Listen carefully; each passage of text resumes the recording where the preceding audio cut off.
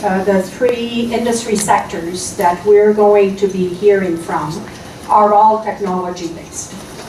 And so it's critical to understand that everything that Eric has said is going to be critical for careers in those sectors. But what I had not realized is that the technologist profession in itself, is an area for us to explore. And certainly it goes hand in hand with the direction that the government, both federal and provincial, has indicated. So we are going to switch to the next presentation. And we are going to go into an area that is of particular interest to me, because I was fortunate enough to spend part of my career in retail and therefore in supply chain management. And if we think, when we go into Safeway or Co-op or Canadian Tire, we don't stop and think what is required for us to find the hammer, the nail, or the apple that we want when we want. So I'd like you to really think about that as an individual, and to think about the opportunities that careers in those associated sectors could offer, not just ourselves, but our children and certainly our grandchildren.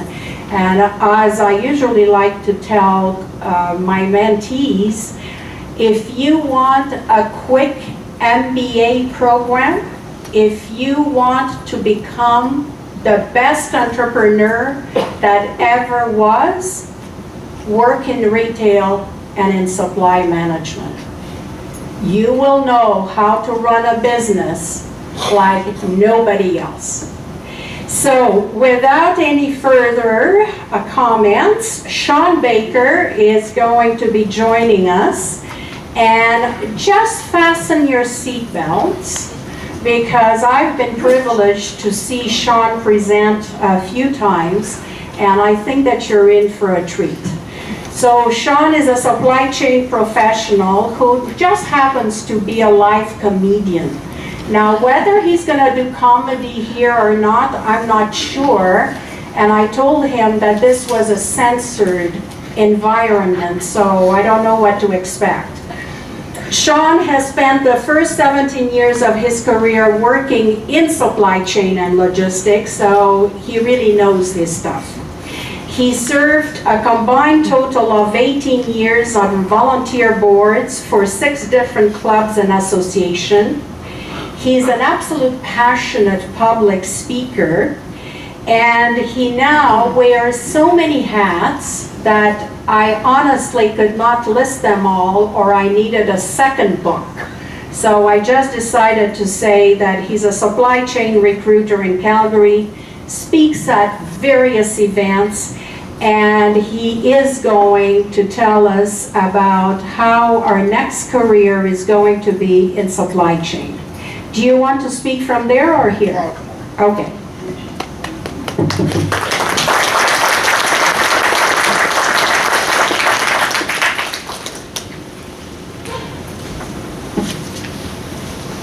Thank you very much for that introduction. I don't know if you guys are even going to need the microphone to hear me, because I project very loud. So, do you want the microphone? Yeah, okay. Do you have the other one there? Yeah. Choose that one. Perfect. Thank you. Now you can hear me even better at the back. Yeah. Good. Just to clarify that, no, I was a stand-up comic. Not anymore. No, I dabbled in it. My name is Sean Baker. I am an operations supply chain logistics recruiter with Locke Search Group, which means companies hire me to find them talent when they're hiring in this space. Beyond that, I volunteer an awful lot, to the point that my wife gets pretty frustrated with my hours. I am past president of the APIX Calgary chapter, formerly the American Production Inventory Control Society. Now we just call it APIX because we're global. So we are the largest global association for supply chain management, offering professional designations and education. I'm also president of the Calgary Transportation Club. I serve on the board of directors for Apex Canada. I'm on the program advisory committee at SAIT for the supply chain program, and I'm past vice chair for the Calgary Logistics Council. So that means I do an awful lot of networking. It means I talk to a lot of people, and I learn a lot about this space. I am not very intelligent. I'm not going to make things up. I'm not a smart man. I'm just really good at listening to what other people say and then communicating that message out. That's what I'm good at. So that's what we're going to do today. I'm going to tell you a bunch of stuff that other people have thought of. The supply chain Armageddon. Ooh. Back in the 90s, we started hearing about this. There was a lot of news articles. There was a lot of segments on TV talking about the shortage of truck drivers. I don't know if people remember any of that, but we started hearing about we were not going to be able to buy cereal on shelves at grocery stores because it wasn't going to be there for us. There was going to be shortages in aisleways because we didn't have the truck drivers to get the product there. So what happened is the federal government started to pay attention to this and started to realize maybe we've got an issue that we need to start taking a look at. So they created the Canadian Logistics Skills Committee back in 2004. This was a think tank that came up with some ideas. They made 27 recommendations, one of which was that the federal government got really, really serious about this. They recognized that supply chain in Canada was an issue. They created the CSCSC. This was a federally funded association to study supply chain management within Canada. And if you're taking notes, you might want to write that Canadian Supply Chain Sector Council down, or just put a star next to it in my notes. They've got a fantastic website with industry statistics. They provide tests. There's a tool on there called the Connector tool. If you want to get into supply chain management, you can actually go on and do their tests to see if you have the skill sets to do this. Okay? Wonderful tool. They've also started working locally with a lot of other associations to build knowledge about this sector. They've created a couple videos to try to drive knowledge of what supply chain is really all about. Locally here in Calgary, we're working with the Calgary Board of Education through the Calgary Logistics Council to get supply chain into the high school level. Locally, we did a bunch of research a few years ago. So the Calgary Logistics Council conducted a bunch of work. They worked in conjunction with a couple other groups and associations. And what we wanted to study was the Asia-Pacific Gateway through from Vancouver to Calgary. So respecting that there are a lot of commercial goods manufactured in Asia that are coming into Canada, right?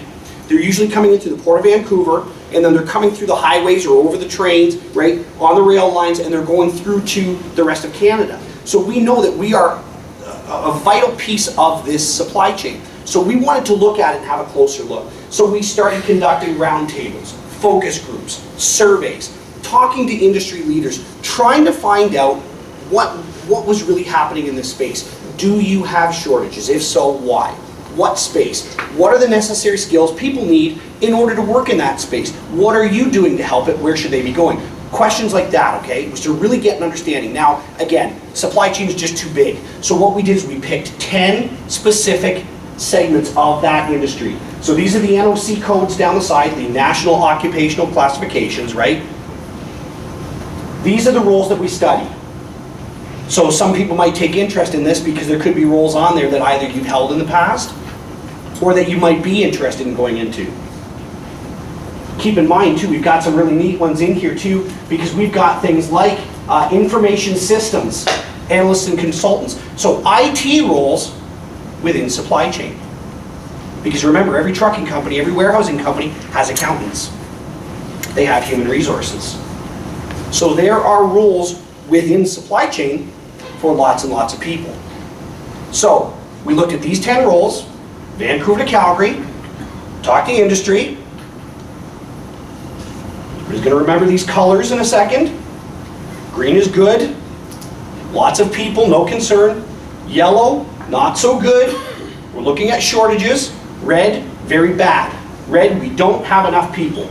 Okay? Remember those colors. Ooh.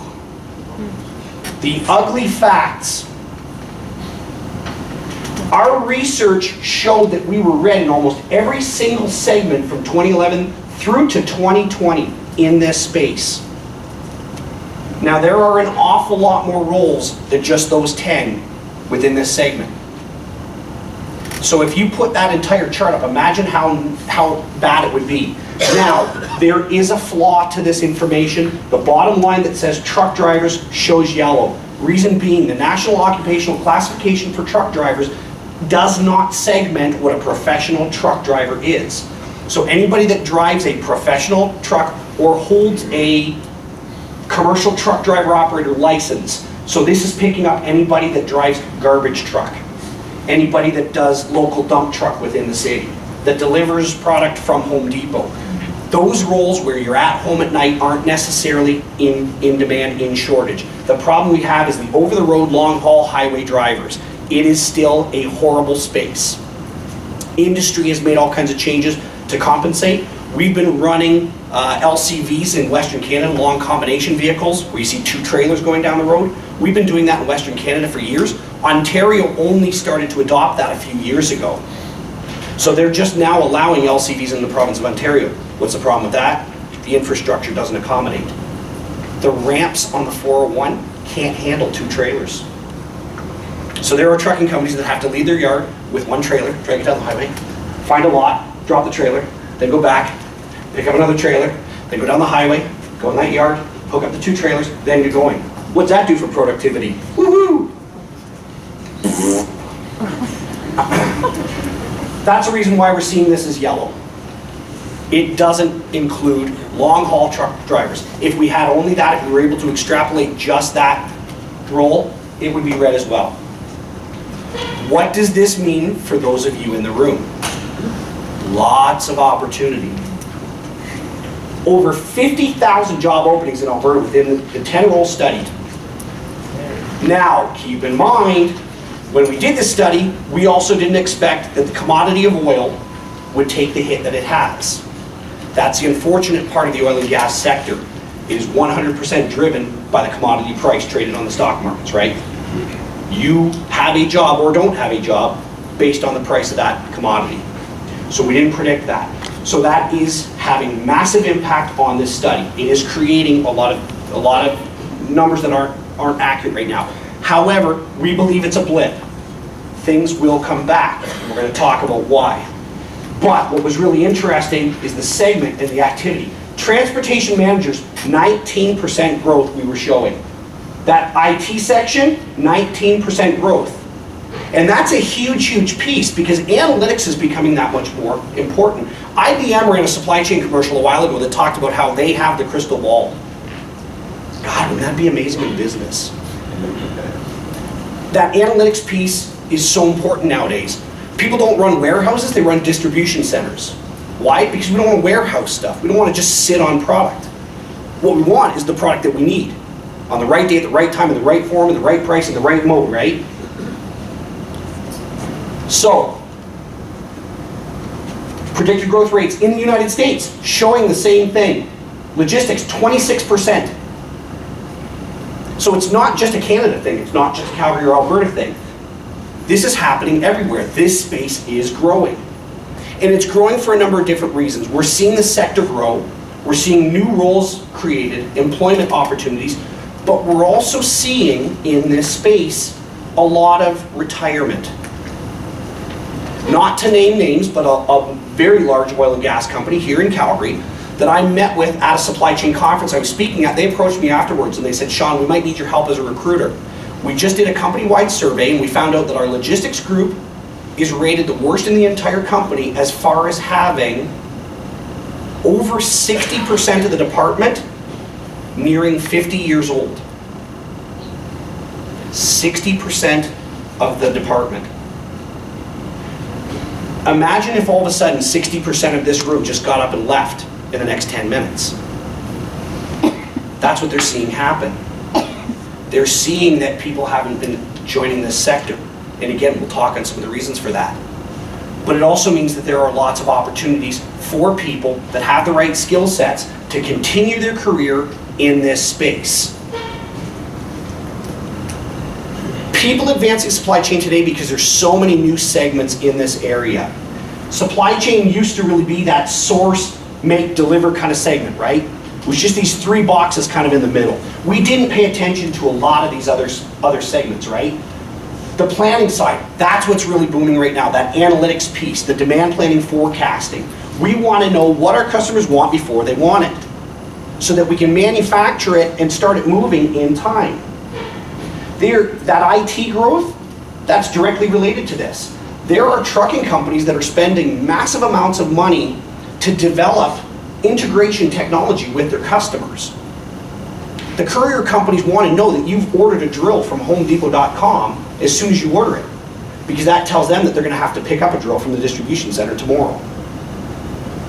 When we've got capacity issues like that, when the trucks are limited, how many drivers we have, how many trucks we have, how much space we have on the shelf, knowing what we need to do tomorrow is helping us plan today.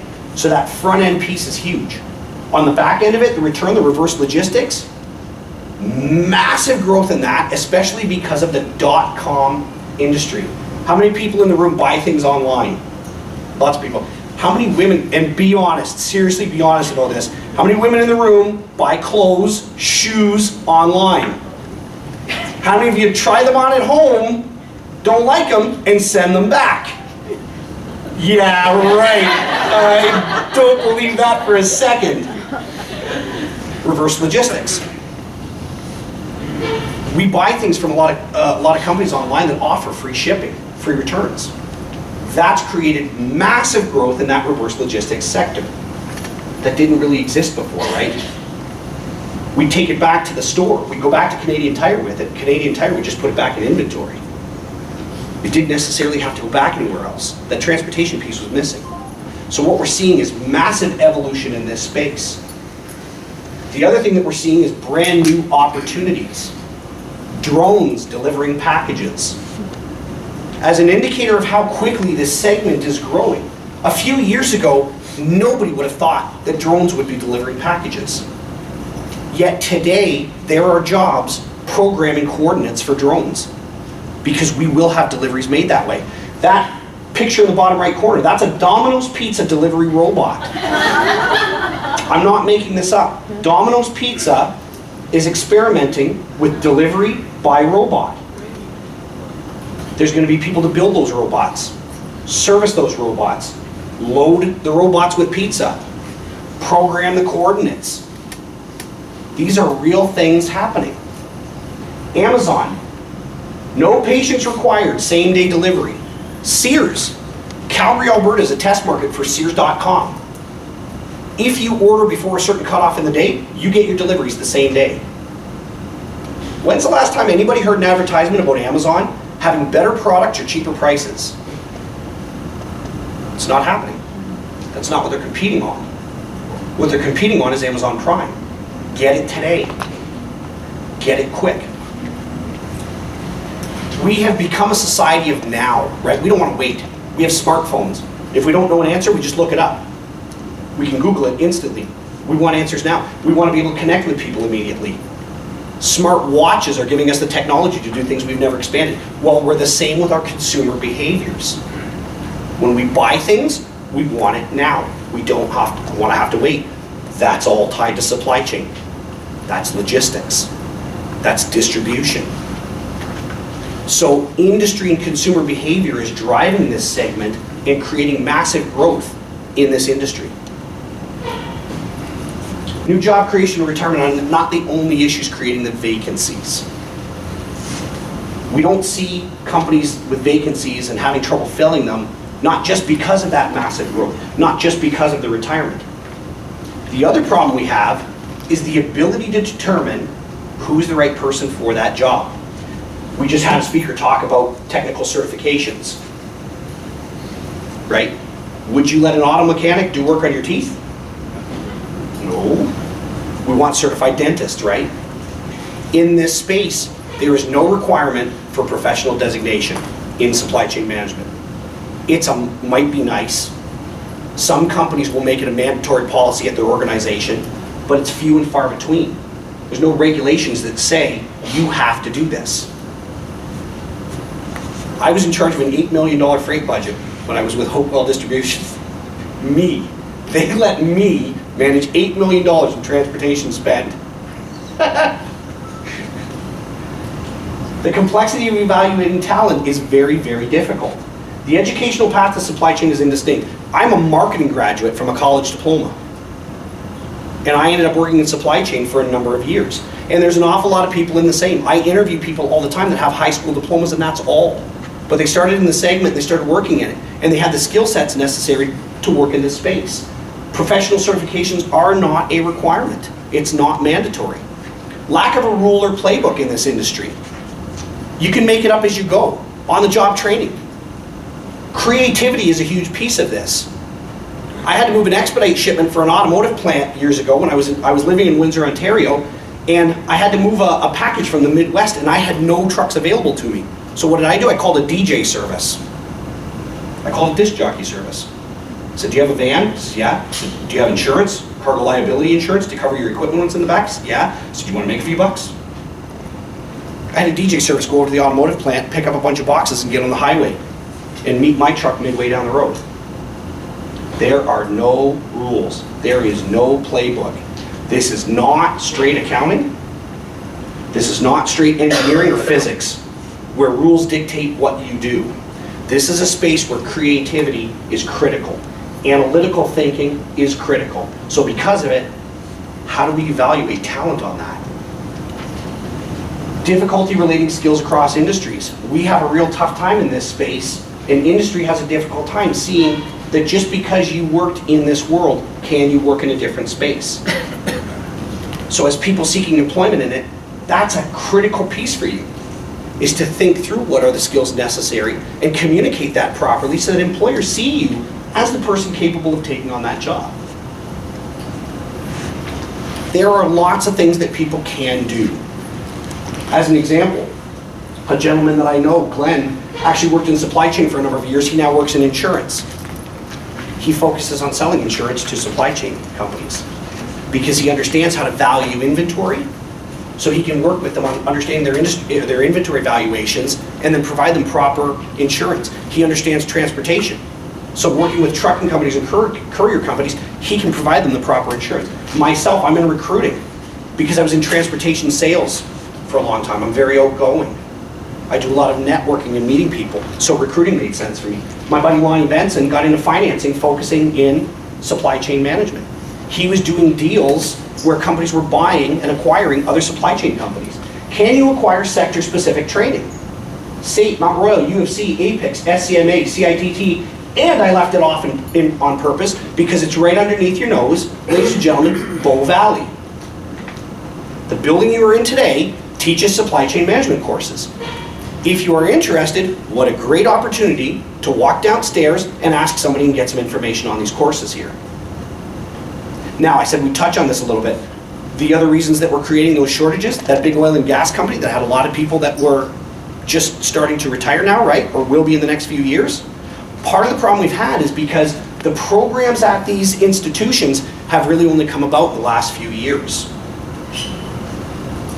Bow Valley, SAIT, just started their supply chain programs within the last couple of years. SAIT's just launching it this year. So for years you could go to school to become an accountant. For years you could go to school for all kinds of different things, but nobody really knew what supply chain was. The educational path didn't exist. That's also why we see a lot of people currently employed in this space that do not have any kind of formal education. The markets will change. I predict that this will start to become something that employers will mandate. Professional designations from associations like APICS, SCMA, or CITT are great educational tracks for people that don't want to go back to a college. These are focused learning programs. If you want to be in logistics, your CITT designation is only going to give you courses on logistics. You're not going to have to take consumer behavior and economics like you might through a college program. So professional designations are a great pathway into this. Are you building your network? LinkedIn, industry events just like this. Are you attending other clubs and associations? My association, APICS, puts on dinner meetings all the time. I've seen some great people in that room, meeting and networking. Are you talking to other people in this room today? You should be. If you grab a coffee and there's somebody standing next to you, you should introduce yourself, because who knows where that's going to go. These are all the things that can happen to lead and progress your career in this space. We're going to get to questions in a little bit. So I thank all of you very much for your time this morning, and I hope that you think that this industry is as exciting as I am, although I get excited over a good sandwich at lunch. So thank you very much.